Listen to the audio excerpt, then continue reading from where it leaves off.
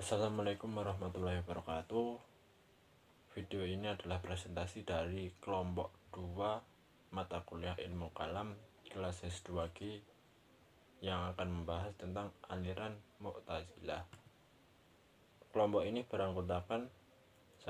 Ahmad Sofi, 2. Fadilah Fatan, 3. Intan Anggita Cahyani, 4. Mutiara Fauzia, 5. Abdul Rahim, 6. Mei Nurian Adityas, 7. Sulastri. Pengertian aliran Mu'tazilah. Mu'tazilah secara bahasa diambil dari kata i'tazala dari derivasi ya'tazilu dan i'tizal yang bermakna memisahkan diri. Maka Mu'tazilah secara bahasa berarti memisahkan diri, dan secara istilah Mu'tazilah berarti nama sebuah kelompok yang muncul pada awal abad kedua Hijriah yang menggunakan akal dalam membahas teologi Islam. Mu'tazilah adalah golongan yang timbul pada masa Utsman bin Affan yang tidak memihak salah satu dari pihak Utsman atau lawannya. Mereka juga golongan yang tidak mau membaiat Utsman ketika diangkat. Pendapat ini dikatakan oleh Ahmad Amin.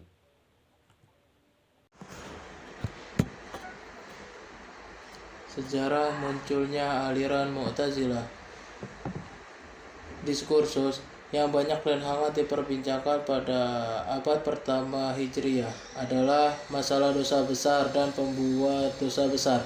Seorang yang bernama Wasil bin Atok menyatakan pembuat dosa besar tidak mukmin dan tidak pula kafir. Aksi inilah yang menimbulkan lahirnya Mu'tazilah yang pada awalnya lahir sebagai reaksi terhadap paham-paham teologi yang dilontarkan oleh golongan Khawarij dan Murji'ah. Masalah itu muncul berawal dengan pemikiran tentang pelaku dosa besar yang oleh Khawarij dianggap telah kafir, dan faham Murji'ah berpendapat bahwa masih tetap mukmin.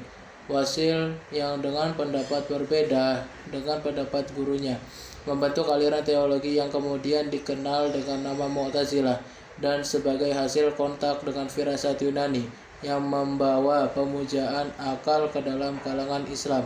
Mu'tazilah banyak mempengaruhi oleh hal ini, sehingga tidak diherankan kalau dalam pemikiran teologi Mu'tazilah banyak dipengaruhi oleh daya akal atau raksa.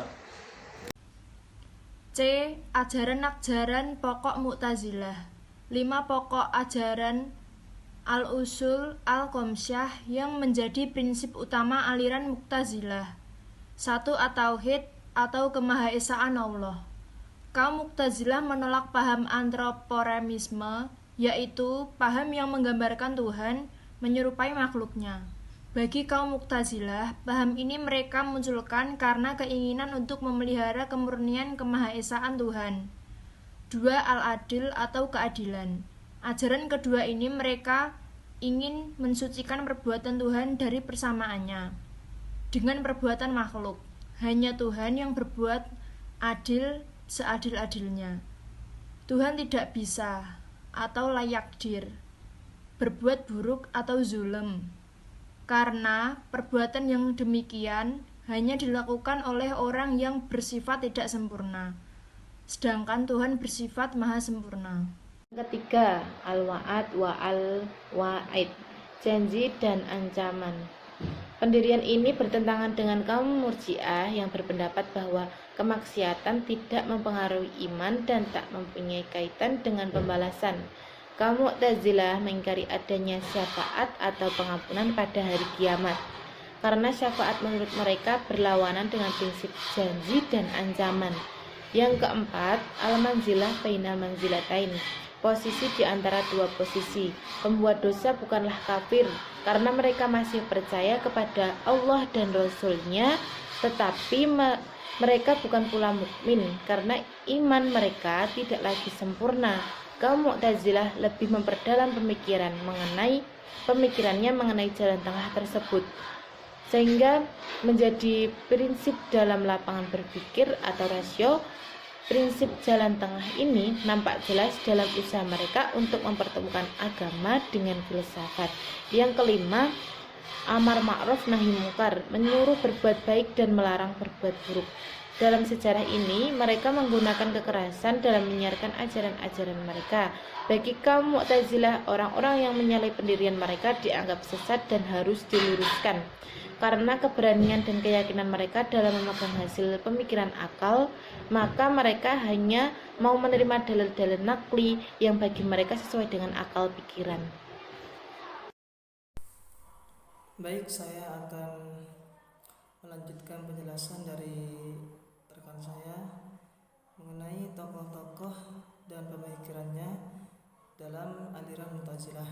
Yang pertama ada tokoh Al-Hasan Al-Basri. Nah, beliau mengemukakan bahwasanya iman menurut Imam Al-Basri adalah seseorang tidak dinamakan seorang mukmin jika tidak mencerminkan dalam keimanannya dalam bentuk perbuatannya. Kemudian beliau juga mengemukakan bahwasanya pelaku dosa besar berkaitan dengan konsepnya tentang iman. Seorang yang melakukan dosa besar juga tidak disebut sebagai seorang mukmin, tetapi seorang munafik dalam arti bukan seorang mukmin murni, juga bukan seorang kafir murni. Kemudian perbuatan manusia menurut Al-Hasan Al-Basri ialah perbuatan maksiat dan kejahatan itu berasal dari dirinya sendiri, dan perbuatan baik itu berasal dari Tuhan. Kemudian yang kedua ada tokoh Wasil bin Atha. Beliau mempunyai pemikiran yang pertama, pemikiran nafi al-sifah, bahasanya tidak mengakui adanya sifat Tuhan, sebab menurutnya Tuhan yang qadim mempunyai sifat, maka tidak boleh sifat ada pada Tuhan, seharusnya bersifat qadim. Kemudian al-manzilah bain al-manzilataini, yakni pendapat ini bermula ketika pada suatu hari ketika sedang diadakan pengajian rutin di Majlis Al-Hasan Basri. Nah, kemudian Wasil bin Atha ini adalah posisi di antara dua posisi, yakni al-manzamilah bain al-manzilataini, yakni posisi antara mukmin dan kafir, yaitu fasik. Nah, kemudian manusia, yang ketiga manusia, dan yang keempat politik. Kemudian yang nomor 3 yakni tokohnya adalah Amr bin Ubaid. Nah, Amr bin Ubaid ini pemikiran kalam yang pertama Al-Hasan Al-Basri, bahasanya seseorang mukmin yang melakukan dosa besar adalah munafik dan fasik. Kemudian yang B, perbuatan manusia mempunyai kekuasaan dan kekuatan serta memiliki adil yang amat efektif. Kemudian masalah Ali bin Abi Thalib beserta para pengikutnya. Kemudian yang D, sependapat dengan Wasil bin Atha bahwa ia fasik mutlak, bahwa ia menyetir hadis konon dari Nabi, jika kau melihat Muawiyah bin Abi Sufyan berdiri di atas mimbar, bunuhlah dia. Nah, dari 3 tokoh ini kita bisa menyimpulkan bahwasanya tokoh-tokoh ini mempunyai pendapat atau pemikiran tersendiri tentang Mu'tazilah. Sekian dari materi saya. Oleh karena itu akan dilanjutkan oleh rekan saya. Sekian. Ya, yang berikutnya tokoh dalam Mu'tazilah yaitu Abu Huzail Al-Alaf. Abu Huzail Al-Alaf lahir di kota Basrah pada tahun 130 Hijriah. Beliau adalah pengikut aliran Wasil bin Atha yang mendirikan sekolah Mu'tazilah pertama kali di Basrah. Lewat sekolah ini, pemikiran Mu'tazilah dikaji dan dikembangkan. Di sekolah ini menekankan pengajaran tentang rasionalisme dalam aspek pemikiran dan hukum Islam. Aliran teologis ini pernah berjaya pada masa Khalifah Al-Ma'mun pada dinasti Abbasiyah. Al-Huzail Al-Alaf menguasai berbagai ilmu. Ia juga menguasai hampir semua pendapat berbagai golongan, baik yang muslim maupun non-muslim. Di antara pemikiran beliau yaitu yang pertama, zat dan sifat. Kedua, al-salah wa al-slah. Ketiga, keadilan Tuhan. Keempat, surga dan neraka. Kelima, tabula rasa.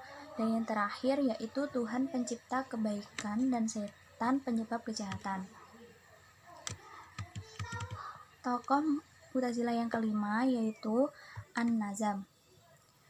Pendapat penting An-Nazam yaitu mengenai keadilan Tuhan. Karena Tuhan itu maha adil. Ia tidak berkuasa untuk berlaku zalim. Dalam hal ini, ia berpendapat lebih jauh dari gurunya. Gurunya yaitu Al-Alaf. Kalau Al-Alaf mengatakan bahwasanya Tuhan mustahil berbuat zalim kepada hambanya, maka An-Nazam menegaskan bahwa hal itu bukanlah hal yang mustahil. Bahkan Tuhan tidak mempunyai kemampuan untuk berbuat zalim.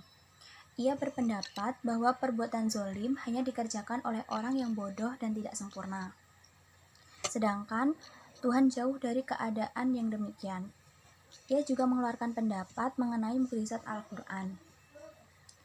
Menurutnya, mukjizat Al-Quran terletak pada kandungannya, bukan pada uslub atau gaya bahasa dan balaghah atau retorikanya.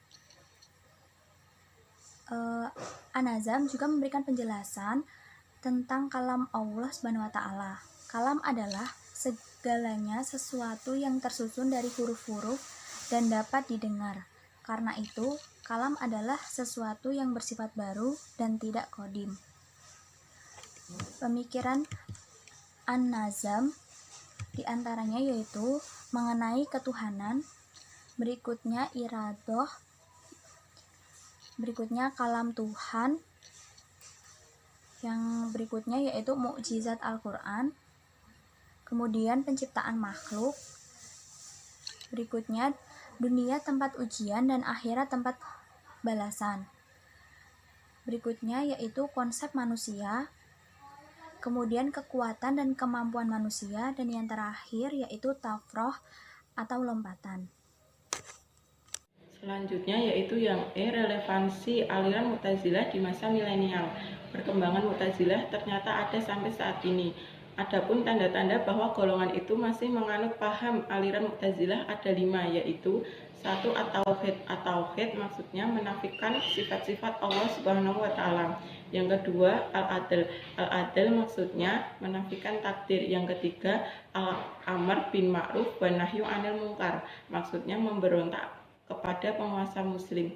Yang keempat, Al-Manzilah bainal manzilatin, yaitu terkait hukum terhadap pelaku dosa besar, yaitu mereka di dunia ada di antara dua sisi, tidak mukmin dan tidak kafir. Yang kelima, infazul wa'id, ini mengandung keyakinan kekalnya pelaku dosa besar di neraka.